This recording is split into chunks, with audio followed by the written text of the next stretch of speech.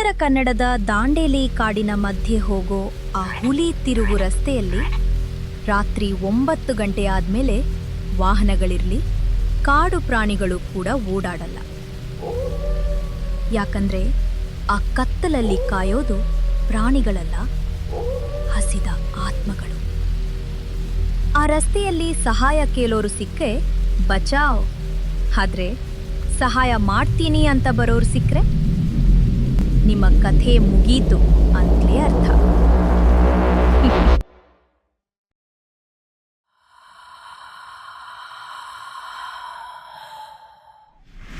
ಅಮಾವಾಸ್ಯೆಯ ಕತ್ತಲು.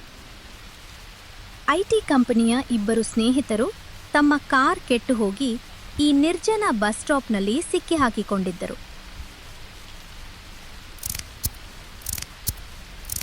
ಛೇ, ಈ ಹಾಳಾದ ಮಳೆಯಲ್ಲಿ ಲೈಟ್ರ್ ಕೂಡ ಉರ್ತಿಲ್ಲ. ಲೇ ಕಾರ್ತಿಕ್, ನಿನ್ನ ಐಡಿಯಾ ಕೇಳಿ ಈ ಕಾಡಿಗೆ ಬಂದಲ್ಲ, ನನ್ನ ಬುದ್ಧಿಗೆ ಬೆಂಕ್ ಹಾಕ್ಬೇಕಣೋ. ನನ್ನ ತಪ್ಪೇನಿದೆ ಇದರಲ್ಲಿ? ಜೀಪ್ ಬ್ರೇಕ್ ಡೌನ್ ಆಗುತ್ತೆ ಅಂತ ನನಗೆ ಕನಸು ಬಿದ್ದಿತ್ತಾ? ಟೈಮ್ ನೋಡು, 11 ಗಂಟೆ. ಒಂದು ಚೂರು ನೆಟ್ವರ್ಕ್ ಇಲ್ಲ ಇಲ್ಲಿ. ಕಾರ್ ಪೆಟ್ರೋಲ್ ಹಾಕ್ಸು ಅಂದರೆ ಮುಂದೆ ಹಾಕ್ಸೋಣ ಅಂತ ಹೇಳಿದ್ಯಾರು? ಅದೇ ನನ್ನ ತಪ್ಪಂತ್ಯ. ಇವಾಗ ನೆಟ್ವರ್ಕ್ ಇಲ್ಲ, ಗಾಡಿ ಇಲ್ಲ, ಜನನೂ ಇಲ್ಲ. ಈ ಸ್ಮಶಾನದಂಥ ಜಾಗದಲ್ಲಿ ಇವತ್ತು ರಾತ್ರಿ ನಾವಿಬ್ರೆ. ಅಡ್ವೆಂಚರ್ ಟ್ರಿಪ್ ಅಂದೇ ಈಗ ನಮ್ಮ ಪ್ರಾಣಕ್ಕೆ ಅಡ್ವೆಂಚರ್ ಆಗ್ತಿದೆ. ಲೇ, ಸ್ವಲ್ಪ ಮೆಲ್ಲಗೆ ಮಾತಾಡು. ಈ ಕಾಡಲ್ಲಿ ನಾವಲ್ಲದೆ ಬೇರೆ ಪ್ರಾಣಿಗಳು ಇರ್ತವೆ. ಚಿರತೆ, ಕರಡಿ ಬಂದರೆ ಏನು ಮಾಡೋದು? ಪ್ರಾಣಿಗಳು ಬಂದರೆ ಪರವಾಗಿಲ್ಲ ಕಣೋ, ನಿನ್ನ ಹತ್ರ ಇರೋ ಕ್ಯಾಮ್ರಾ ಕೊಟ್ಟು ಒಂದು ಸೆಲ್ಫಿ ತಗೋ ಅಂತೀನಿ. ಆದರೆ ಪ್ರಾಣಿಗಳಿಗಿಂತ ಕೆಟ್ಟದ್ದು ಬಂದರೆ?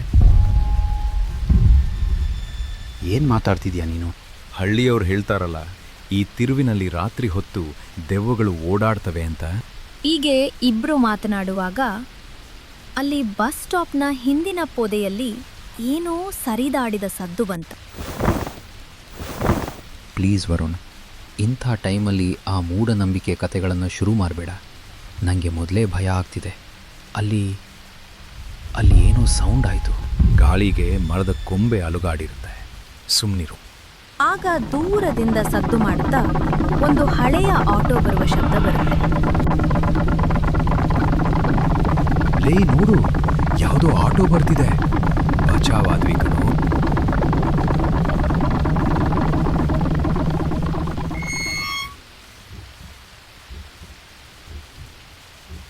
ಆಗ ಅಲ್ಲಿ ಆಟೋ ಬಂದು ನಿಂತಿತ್ತು. ಡ್ರೈವರ್ ಮುಖದಲ್ಲಿ ಸತ್ತ ಹೆಣದ ಮೇಲಿರುವಂಥ ಒಂದು ಮೌನ ಶಾಂತತೆ ಇತ್ತು. ಏನು ಸಾಹೇಬ್ರೆ, ಈ ರಸ್ತೆಯಲ್ಲಿ ಇಷ್ಟು ರಾತ್ರಿಲಿ ಏನು ಮಾಡ್ತಿದ್ದೀರಾ? ಇದು ಜೀವಂತವಾಗಿರೋರು ನಿಲ್ಲೋ ಜಾಗ ಅಲ್ಲ. ಅಣ್ಣ ನಮಸ್ಕಾರ. ನಮ್ಮ ಕಾರ್ ಸ್ವಲ್ಪ ಹಿಂದೆ ಬ್ರೇಕ್ ಡೌನ್ ಆಯಿತು. ನಾವಿಲ್ಲಿ ಟೂರಿಸ್ಟ್ಗಳು. ಹತ್ತಿರದಲ್ಲಿ ಯಾವುದಾದ್ರೂ ಲಾಡ್ಜ್ ಅಥವಾ ಹೋಟೆಲ್ ಇದೆಯಾ? ಸ್ವಲ್ಪ ಡ್ರಾಪ್ ಮಾಡ್ತೀರಾ? ಈ ಕಾಡಲ್ಲಿ ಹೋಟೆಲ್, ಲಾಡ್ಜ್ ಎಲ್ಲ ಇರಲ್ಲ ಸಾಹೇಬ್ರೆ. ಆದರೆ ಚಿಂತೆ ಮಾಡಬೇಡಿ, ಇಲ್ಲಿಂದ ಸ್ವಲ್ಪ ದೂರ ಹೋದರೆ ಕಾಡಿನ ಮಧ್ಯೆ ನನ್ನದೊಂದು ಹಳೆಯ ಮನೆ ಇದೆ. ಇವತ್ತು ರಾತ್ರಿ ನೀವು ನನ್ನ ಅತಿಥಿಗಳು. ನಾಳೆ ಬೆಳಿಗ್ಗೆ ನಿಮ್ಮ ದಾರಿ ನೋಡ್ಕೊಳ್ಳಿ. ಹತ್ತಿ ಗಾಡಿಗೆ. ವರುಣ್, ಬೇಡವೋ? ಇವನ್ ನೋಡಿದರೆ ಸರಿ ಅನ್ನಿಸ್ತಿಲ್ಲ. ಅವನ ಕಣ್ಣುಗಳನ್ನು ನೋಡು, ಒಂಥರ ಡೆಡ್ ಆಗಿವೆ. ನಮ್ಮ ಕಾರ್ ಹತ್ರನೇ ಹೋಗೋಣ ನಡಿ. ಹುಚ್ಚು ಹಿಡ್ದಿದ್ಯಾ ನಿನಗೆ? ಈ ಮಳೇಲಿ ಸಾಯ್ತೀಯ? ಇಲ್ಲಿ ನಿಂತರೆ ನ್ಯೂಮೋನಿಯಾ ಬಂದು ಸಾಯ್ತೀವಿ. ಹತ್ತು ಸುಮ್ಮನೆ. ಆಗ ಇಬ್ಬರು ಆಟೋ ಹತ್ತುತ್ತಾರೆ. ಹೀಗೆ ಆಟೋ ಸ್ಟಾರ್ಟ್ ಆಗಿ ಮುಂದಕ್ಕೆ ಹೋಗುವಾಗ, ಬೈ ದ ವೇ, ಥ್ಯಾಂಕ್ಸ್ ಅಣ್ಣ. ನಿಮ್ಮ ಹೆಸರೇನು? ನನ್ನ ಹೆಸರು ರುದ್ರ ಅಂತ. ರುದ್ರಣ್ಣ, ನಿಮ್ಮ ಮನೆ ಕಾಡಿನ ಮಧ್ಯೆ ಇದೆಯಾ? ಅಲ್ಲಿ ಬೇರೆ ಯಾರಾದರೂ ಇದ್ದಾರಾ? ನಿಮ್ಮ ಫ್ಯಾಮಿಲಿ? ನಾನು ಒಬ್ಬನೇ ಇರೋದು ತಮ್ಮ. ಆದರೆ ಆ ಜಾಗದಲ್ಲಿ ನಾವಲ್ಲದೆ ಬೇರೆ ಯಾರು ಇಲ್ಲ ಅಂತ ಹೇಳೋಕ್ಕಾಗಲ್ಲ. ಬೇರೆ ಯಾರು ಅಂದರೆ? ನೀವು ಸಿಟಿಸನ್, ಇವೆಲ್ಲ ನಂಬಲ್ಲ ಬಿಡಿ. ಆದರೆ ಈ ಕಾಡಿಗೆ ಅದರದ್ದೇ ಆದ ಕಣ್ಣುಗಳಿವೆ, ಕಿವಿಗಳಿವೆ. ನಮ್ಮ ಉಸಿರಾಟದ ಸದ್ದನ್ನು ಕೇಳೋಕೆ ಕತ್ತಲಲ್ಲಿ ಕಾಯೋ ಜೀವಿಗಳಿವೆ. ನೀವು ಉಸಿರು ಬಿಡೋ ಸೌಂಡ್ ಕೂಡ ಅವಕ್ಕೆ ಕೇಳಿಸುತ್ತೆ. ದೆವ್ವ ಭೂತದ ಕತೆ ಹೇಳ್ತಿದ್ದೀರಾ ಅಣ್ಣ? ನಾವೆಲ್ಲ ನಂಬಲ್ಲ ಬಿಡಿ, ಅದೆಲ್ಲ ಸಿನಿಮಾದಲ್ಲಷ್ಟೇ. ನಂಬಿಕೆ ಇಲ್ಲದೆ ಇರೋರೇ ಬೇಗ ಬಲಿಯಾಗೋದು ಸಹ. ಕತ್ತಲಲ್ಲಿ ನಮಗೆ ಕಾಣಿಸಲ್ಲ ಅನ್ನೋ ಕಾರಣಕ್ಕೆ ಕತ್ತಲಲ್ಲಿ ಏನೂ ಇಲ್ಲ ಅಂತ ಅರ್ಥ. ಆಗ ಆಟೋ ಇದ್ದಕ್ಕಿದ್ದಂತೆ ಒಂದು ದೊಡ್ಡ ಗುಂಡಿಗೆ ಬಿದ್ದು ಮೇಲೇಳುತ್ತದೆ. ಅದೇನು ಸೌಂಡು? ಆಟೋ ಮೇಲೆ ಏನೋ ಬಿತ್ತು. ಮರದ ಕೊಂಬೆ ಬಿದ್ದಿರುತ್ತೆ. ಸುಮ್ಮನೆ ಕೂತ್ಕೊಳ್ಳಿ. ಹೀಗೆ ಅರ್ಧ ಗಂಟೆಯ ಪ್ರಯಾಣದ ನಂತರ ಆಟೋ ಆ ಒಂಟಿ ಮನೆಯ ಮುಂದೆ ಬಂದು ನಿಂತಿತು. ಆ ಮನೆಯ ಸುತ್ತ ಕಾಂಪೌಂಡ್ ಇರಲಿಲ್ಲ, ಬರೀ ದಟ್ಟವಾದ ಮರಗಳು. ಮನೆಯ ಗೋಡೆಗಳ ಮೇಲೆ ಪಾಚಿ ಬೆಳೆದಿತ್ತು. ವಾವ್ ಕಾರ್ತಿಕ್, ನೋಡ್ಲಾ, ಪಕ್ಕಾ ವಿಂಟೇಜ್ ಹೌಸ್. ನಂಗೆ ಯಾಕೋ ಈ ಮನೆ ಸರಿ ಅನಿಸ್ತಿಲ್ಲ ವರುಣ್. ಆ ಕಿಟಕಿಗಳನ್ನ ನೋಡು, ಯಾರೋ ಒಳಗಡೆಯಿಂದ ನಮ್ಮನ್ನೇ ನೋಡ್ತಿರೋ ಹಾಗಿದೆ. ನನಗಂತೂ ಒಳಗೆ ಬರೋಕೆ ಇಷ್ಟ ಇಲ್ಲ. ಬನ್ನಿ ಸಾಹೇಬ್ರೆ, ಬಾಗಿಲಲ್ಲೇ ನಿಂತ್ಕೊಂಡ್ರೆ ಒಳಗಿರೋರಿಗೆ ಕೋಪ ಬರುತ್ತೆ. ಮಳೇಲಿ ನೆನೆಯೋಕೆ ಇಷ್ಟ ಇದ್ರೆ ಅಲ್ಲೇ ಇರಿ. ಈ ಮತ್ತು ಕೇಳು ಕಾರ್ತಿಕ್ಗೆ ತುಂಬಾ ವಿಚಿತ್ರ ಅನ್ಸುತ್ತೆ. ಒಳಗಿರೋರ? ನೀವೊಬ್ಬರೇ ಇರೋದು ಅಂದ್ರಲ್ಲ. ಬನ್ನಿ ಒಳಗೆ. ಹೀಗೆ ಮೂವರು ಒಳಗೆ ಬರ್ತಾರೆ. ಆ ಎಡಗಡೆ ರೂಮಲ್ಲಿ ನಿಮ್ಮ ಬ್ಯಾಗ್ ಇಡಿ. ನಾನು ಅಡುಗೆ ಮನೆಗೆ ಹೋಗಿ ಊಟ ತರ್ತೀನಿ. ಆದರೆ ನೆನಪಿರಲಿ, ಈ ಮನೆಗೆ 3 ರೂಲ್ಸ್ ಇದೆ. 1, ರಾತ್ರಿ 12 ಗಂಟೆ ಆದಮೇಲೆ ಈ ಮನೆಯ ಮುಖ್ಯ ಬಾಗಿಲು ತೆಗಿಬಾರ್ದು. 2, ಕಿಟಕಿಯಿಂದ ಹೊರಗಡೆ ಕಾಡಿನ ಕಡೆ ಇಣುಕಿ ನೋಡಬಾರ್ದು. ಮತ್ತು 3, ಅತಿ ಮುಖ್ಯವಾಗಿ, ರಾತ್ರಿ ನಿಮ್ಮ ಪರಿಚಯದವರ ಧ್ವನಿ ಹೊರಗಡೆಯಿಂದ ಕೇಳಿಸಿದ್ರೆ ಯಾರು ಅಂತ ಕೇಳಬಾರ್ದು, ಹೊರಗೆ ಹೋಗಲೇಬಾರ್ದು. ಅರ್ಥ ಆಯ್ತಾ? ಯಾಕೆ ರುದ್ರಣ್ಣ, ಕಳ್ಳರ ಭಯನಾ? ಈ ಕಾಡಲ್ಲಿ ನಮ್ಮ ಪರಿಚಯದವರು ಎಲ್ಲಿಂದ ಬರ್ತಾರೆ? ಕಳ್ಳರು ನಮ್ಮ ಒಡವೆ ಕದೀತಾರೆ ಸಾಹೇಬ್ರೆ, ಹೊರಗಿರೋರು ನಮ್ಮ ಪ್ರಾಣ ಕದೀತಾರೆ. ಹೋಗಿ ಮುಖ ಕೈ ತೊಳೆದುಕೊಂಡು ಬನ್ನಿ.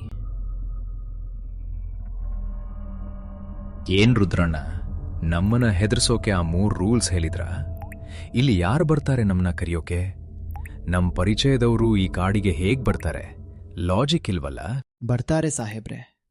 10 ವರ್ಷದ ಹಿಂದೆ ಇದೇ ಮನೆಯಲ್ಲಿ 2 ಅಣ್ಣ ತಮ್ಮಂದಿರು ಇದ್ರು. ಸಿಟಿಯಿಂದ ಬಂದವರು. ಇದೇ ತರಹ ಮಳೆ ಬರ್ತಿತ್ತು. ಆಗ ಹೊರಗಡೆಯಿಂದ ಅವರ ಸತ್ತ ತಾಯಿಯ ಧ್ವನಿ ಕೇಳಿಸ್ತು. ಸತ್ತ ತಾಯಿಯ? ಹೌದು. ಅಣ್ಣನಿಗೆ ತಡಕೊಳ್ಳೋಕೆ ಆಗಲಿಲ್ಲ. ನನ್ನ ತಾಯಿ ಮಳೆಯಲ್ಲಿ ನೆನೆತಿದ್ದಾಳೆ, ಅವಳಿಗೆ ಚಳಿ ಆಗ್ತಿದೆ ಅಂತ ಬಾಗಿಲು ತೆಗೆದು ಹೊರಗೆ ಹೋದ. ತಮ್ಮ ಎಷ್ಟೇ ಬೇಡ ಅಂದ್ರೂ ಕೇಳಲಿಲ್ಲ. ಅವನು ವಾಪಸ್ ಬರಲೇ ಇಲ್ಲ. ಏನಾಯ್ತು ಅವನಿಗೆ? ಕಾಡು ಪ್ರಾಣಿಗಳು ಏನಾದ್ರೂ? ಮರುದಿನ ಬೆಳಿಗ್ಗೆ ಅವನ ದೇಹ ಆ ಕಾಡಿನ ಕೊನೆಯಲ್ಲಿರೋ ರಕ್ತಬಾವಿಯಲ್ಲಿ ತೇಲ್ತಾ ಇತ್ತು. ಅವನ ಕಣ್ಣುಗಳನ್ನು ಯಾರೋ ಕಿತ್ತು ತಿಂದಿದ್ರು. ಮುಖ ಪೂರ್ತಿ ಪರಚಿದ ಗಾಯಗಳಿದ್ವು. ಅವನ ಉಗುರುಗಳಲ್ಲಿ ಮರದ ಹೊಟ್ಟು ಇತ್ತು. ಅಂದರೆ ಬಾವಿಗೆ ಬೀಳೋ ಮುಂಚೆ ಅವನು ಮರವನ್ನು ಗಟ್ಟಿಯಾಗಿ ಹಿಡಿದು ಪ್ರಾಣ ಉಳಿಸಿಕೊಳ್ಳೋಕೆ ಒದ್ದಾಡಿದ್ದ. ಈ ಕಾಡಿನಲ್ಲಿರೋದು ದೆವ್ವ ಅಲ್ಲ ಸಾಹೇಬ್ರೆ, ಅದೊಂದು ಮಾಯಾವಿ ಶಕ್ತಿ. ಅದು ನಮ್ಮ ಮನಸ್ಸಲ್ಲಿರೋ ಪ್ರೀತಿ ಪಾತ್ರರ ಧ್ವನಿಯನ್ನು ಕದಿಯುತ್ತೆ, ನಮ್ಮನ್ನು ಮೋಸದಿಂದ ಹೊರಗೆ ಕರೆಯುತ್ತೆ, ನಮ್ಮನ್ನು ಎಮೋಷ್ನಲ್ ಆಗಿ ಬ್ಲ್ಯಾಕ್ ಮೇಲ್ ಮಾಡುತ್ತೆ.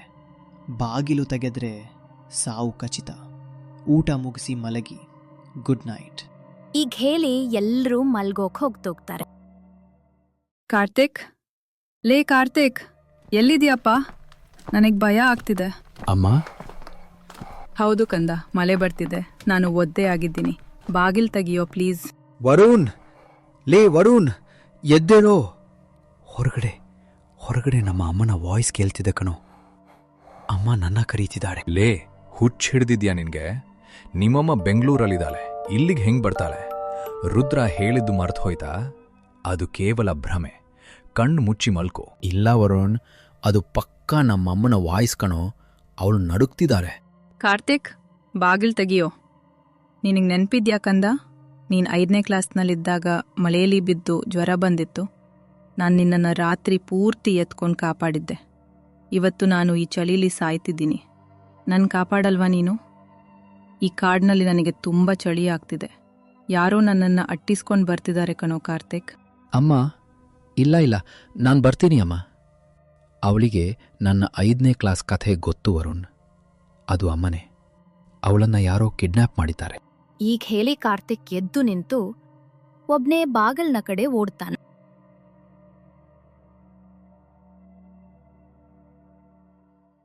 ತಾಯಿಯ ಅಳುವ ಧ್ವನಿ ಕೇಳಿ ಕಾರ್ತಿಕ್ನ ಮನಸ್ಸು ಸಂಪೂರ್ಣವಾಗಿ ಒಡೆದು ಹೋಗಿತ್ತು.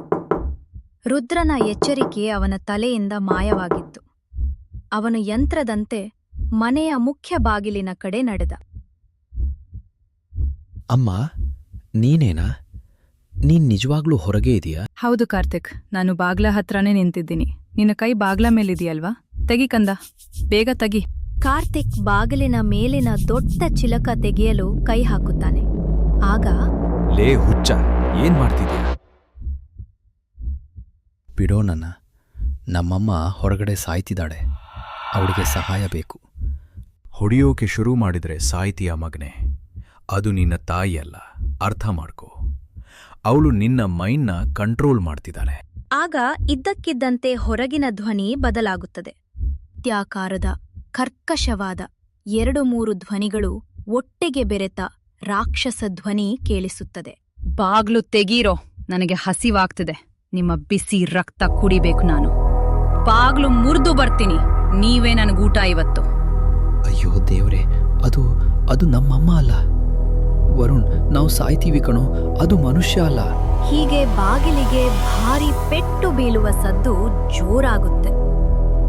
ಮನೆಯ ಗೋಡೆಗಳು ಅಲುಗಾಡುತ್ತವೆ. ಲೇ ಕಾರ್ತಿಕ್, ರುದ್ರ ಎಲ್ಲಿದ್ದಾನೆ? ಅವನು ಮಲಗಿದ್ದ ಜಾಗ ಖಾಲಿ ಇದೆ ನೋಡು. ಆ ರುದ್ರ ನಮ್ಮನ್ನ ಈ ಬಳೆಗೆ ಬೀಳಿಸಿ ಓಡಿ ಹೋದ ಕಣೋ. ಇದೊಂದು ಟ್ರ್ಯಾಪ್.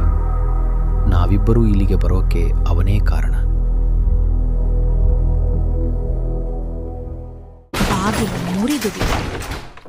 ಹೊರಗಿನ ಕತ್ತಲಲ್ಲಿ ಮಳೆಯ ಹನಿಗಳ ನಡುವೆ ಒಂದು ಆಕೃತಿ ನಿಂತಿತ್ತು. ಅದು ಮನುಷ್ಯನಲ್ಲ, ಅದು ತಲೆ ಕೆಳಗಾಗಿ ನಿಂತಿತ್ತು. ಅದರ ಕಾಲುಗಳು ಮಾಡಿಗೆ ಅಂಟಿಕೊಂಡಿದ್ದವು. ತಲೆ ನೆಲದ ಕಡೆಗಿತ್ತು. ಮುಖ ಪೂರ್ತಿ ಕೊಳೆತಿತ್ತು. ಹೇ, ಯಾರು ಬಾಗಿಲು ತೆಗಿಯೋಕ್ ಬಂದಿತ್ತು? ಅವನೇ ನಾನು ಮೊದಲನೇ ಬೇಟೆ. ನಿನ್ನಮ್ಮ ಬರಲಿಲ್ಲ ಅಂತ ಬೇಜಾರ ಕಾರ್ತಿಕ್? ನಾನೇ ನಿನ್ನಮ್ಮ ಇನ್ಮೇಲೆ. ಆಗ ದೆವ್ವ ತಲೆ ಕೆಳಗಾಗಿಯೇ ಅತ್ಯಂತ ವೇಗವಾಗಿ ಅಸಹಜ ಚಲನೆಯಲ್ಲಿ ತೆವಳಿಕೊಂಡು ಕಾರ್ತಿಕ್ ಕಡೆಗೆ ಬರುತ್ತದೆ. ಹೋಗೇ ಆಚೆ, ಮುಟ್ಟಬೇಡ ಅವನನ್ನ. ಆಗ ವರುಣ್ ಸಿಟ್ಟಿಂದ ಲಾಟಿನೋ ದೆವ್ವದ ಮೇಲೆ ಹೋಗಿದ್ದಾನೆ. ಅದು ದೆವ್ವಕ್ಕೆ ತಾಗಿ ಸ್ವಲ್ಪ ಬೆಂಕಿ ಹೊತ್ಕೊಳ್ತದೆ. ದೆವ್ವ ಚೀರಾಡುತ್ತದೆ. ನಿನ್ನನ್ನ ಸುಮ್ಮನೆ ಬಿಡಲ್ಲ, ನಿನ್ನ ರಕ್ತದಲ್ಲೇ ಬೆಂಕಿ ಆರಿಸ್ಕೋತೀನಿ. ದೆವ್ವ ಆ ಬೆಂಕಿಗೆ ಹೆದರಿ ಒಂದು ಕ್ಷಣ ಹಿಂದಕ್ಕೆ ಸರಿಯಿತು. ಆ ಕ್ಷಣ ಮನೆಯ ಹೊರಗಡೆ ಕತ್ತಲಿನಿಂದ ಭಾರೀ ವೇಗದಲ್ಲಿ ಒಂದು ಪೊಲೀಸ್ ಜೀಪ್ ಸೈರನ್ ಮಾಡಿಕೊಂಡು ಬಂದು ನಿಂತಿತ್ತು. ಯಾರದು ಒಳಗೆ? ಕೈ ಮೇಲೆ ಎತ್ತಿ ಹೊರಗೆ ಬನ್ನಿ. ಸೈರನ್ ಶಬ್ದ ಮತ್ತು ಕಣ್ಣು ಕುಕ್ಕುವ ಹೆಡ್ಲೈಟ್ ಬೆಳಕಿಗೆ ಹೆದರಿ ಆ ದೆವ್ವ ಕತ್ತಲ ಕಾಡಿನೊಳಗೆ ಮರೆಯಾಯಿತು. ವರುಣ್ ಮತ್ತು ಕಾರ್ತಿಕ್ ಅಳುತ್ತಾ ಓಡಿ ಬಂದು ಪೊಲೀಸ್ ಅಧಿಕಾರಿಯ ಬಳಿ ಬರುತ್ತಾರೆ.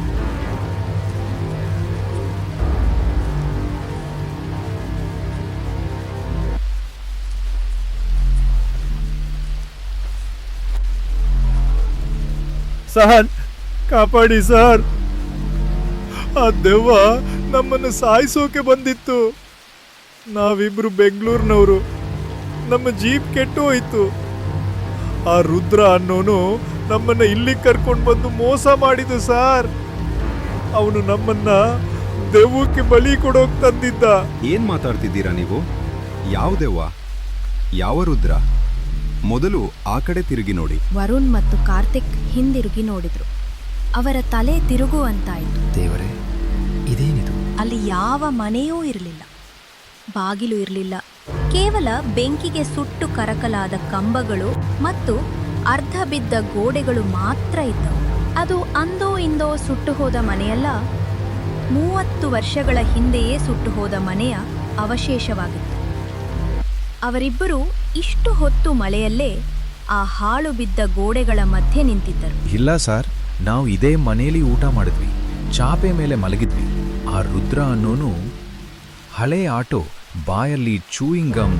ಆಗ ಪೊಲೀಸ್ ಆಫೀಸರ್ ಗನ್ ಕೆಳಗಿಳಿಸ್ತಾನೆ. ಅವನ ಮುಖದಲ್ಲಿ ಈಗ ಹೆದರಿಕೆಯ ಮೌನ ಶುರುವಾಗುತ್ತೆ. ಆ ರುದ್ರ 30 ವರ್ಷದ ಹಿಂದೆ ಇದೇ ಮನೆಯಲ್ಲಿ ಬೆಂಕಿಗೆ ಸಿಲುಕಿ ಸತ್ತೋದ. ತನ್ನ ಹೆಂಡತಿ ಮಕ್ಕಳನ್ನ ಕಾಪಾಡೋಕೆ ಹೋಗಿ ಅವನೇ ಸುಟ್ಟು ಕರಕಲಾದ. ಅಂದಿನಿಂದ ಈ ಕಾಡಿನಲ್ಲಿ ರಾತ್ರಿ ಹೊತ್ತು ದಾರಿ ತಪ್ಪಿದವರಿಗೆ, ಆಕ್ಸಿಡೆಂಟ್ ಆದವರಿಗೆ ಅವನ ಆಟೋ ಕಾಣಿಸುತ್ತೆ. ಅಂದರೆ ಆ ರುದ್ರ? ಹೌದು, ಅವನು ದೆವ್ವನೇ. ಆದ್ರೆ ಅವನು ನಿಮ್ಮನ್ನ ಸಾಯಿಸಲು ಬಂದಿರಲಿಲ್ಲ. ಈ ಕಾಡಿನಲ್ಲಿರೋ ಆ ಮಾಯಾವಿ ರಾಕ್ಷಸಿಯಿಂದ ನಿಮ್ಮನ್ನ ಕಾಪಾಡೋಕೆ ತನ್ನ ಸುಟ್ಟು ಹೋದ ಮನೆಗೆ ಕರ್ಕೊಂಡು ಬಂದು ಆಶ್ರಯ ಕೊಟ್ಟಿದ್ದ. ಕಣ್ಣಿಗೆ ಕಾಣದ ಗೋಡೆಗಳನ್ನ ಕಟ್ಟಿ ನಿಮ್ಮನ್ನ ರಕ್ಷಿಸಿದ್ದ. ನೀವು ಬಾಗಿಲು ತೆಗೆದು ಆ ರಾಕ್ಷಸಿನ ಒಳಗೆ ಬಿಟ್ಕೊಂಡ್ರಿ. ಬನ್ನಿ, ಜೀಪ್ ಹತ್ತಿ. ಅವರಿಬ್ಬರೂ ಅಂದು ಪ್ರಾಣ ಉಳಿಸಿಕೊಂಡು ಪಟ್ಟಣ ಸೇರಿದ್ರು.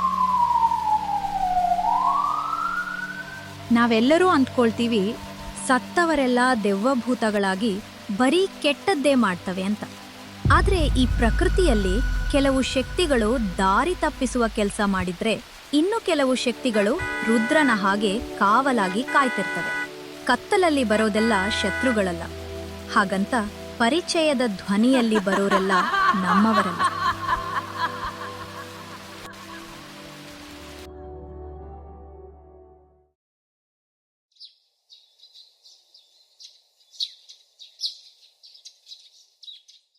ನೀವು ನಿಮ್ಮ ಪ್ರಾಣ ಉಳಿಸ್ಕೊಂಡ್ವಿ ಅಂತ ಖುಷಿ ಪಡ್ತಿದ್ದೀರಾ? ಆದ್ರೆ ಆ ಬಾಗಿಲು ತೆಗೆಯುವ ಮೂಲಕ ನೀವು ಮಾಡಬಾರದ ತಪ್ಪು ಮಾಡಿಬಿಟ್ರಿ. 30 ವರ್ಷದಿಂದ ಆ ಮನೆ ರುದ್ರನಿಗೆ ರಕ್ಷಾಕವಚ ಆಗಿತ್ತು. ಇವತ್ತು ನೀವು ಬಾಗಿಲು ತೆಗೆದು ಆ ರಾಕ್ಷಸಿಗೆ ರುದ್ರನನ್ನ ಬೇಟೆಯಾಡೋಕೆ ದಾರಿ ಮಾಡಿಕೊಟ್ಟು ಬಂದಿದ್ದೀರಾ. ಆಕೆ ಕಾಯ್ತಿದ್ದಿದ್ದೇ ಇವತ್ತಿಗಾಗಿ. ವರುಣ್ ಮತ್ತು ಕಾರ್ತಿಕ್ ಬಚಾವ್ ಆದ್ರು. ಆದ್ರೆ ರುದ್ರ 30 ವರ್ಷಗಳ ಹಿಂದೆ ರುದ್ರನ ಮನೆಗೆ ಬೆಂಕಿ ಬಿದ್ದಿದ್ದೇಕೆ? ಆತನ ಹೆಂಡತಿ ಮಕ್ಕಳನ್ನ ಕೊಂದದ್ದು ಯಾರು? ರಹಸ್ಯದ ಸುರುಳಿ ಬಿಚ್ಚೋದೆ ಭಾಗ 2ರಲ್ಲಿ. ಅಸಲಿ ಆಟ, ಅಸಲಿ ಭಯ, ಅಸಲಿ ದ್ರೋಹದ ಕಥೆ ಅಡಗಿರೋದು ಆ 30 ವರ್ಷಗಳ ಹಿಂದಿನ ಫ್ಲ್ಯಾಶ್ ಬ್ಯಾಕ್ನಲ್ಲಿ. ಹಾಗಾದ್ರೆ ಈಗಲೇ ನಮ್ಮ ಚಾನೆಲ್ಗೆ ಸಬ್ಸ್ಕ್ರೈಬ್ ಮಾಡಿ ಮತ್ತು ಕಮೆಂಟ್ ಸೆಕ್ಷನ್ನಲ್ಲಿ ಪಾರ್ಟ್ 2 ಅಂತ ಕಮೆಂಟ್ ಮಾಡಿ. ನಿಮ್ಮ ಕಮೆಂಟ್ಸ್ ಎಷ್ಟು ಬೇಗ ಬರುತ್ತೋ ಅಷ್ಟು ಬೇಗ ಪಾರ್ಟ್ 2 ನಿಮ್ಮ ಮುಂದೆ ಇರುತ್ತೆ. ಕಾಯ್ತಾ ಇರಿ.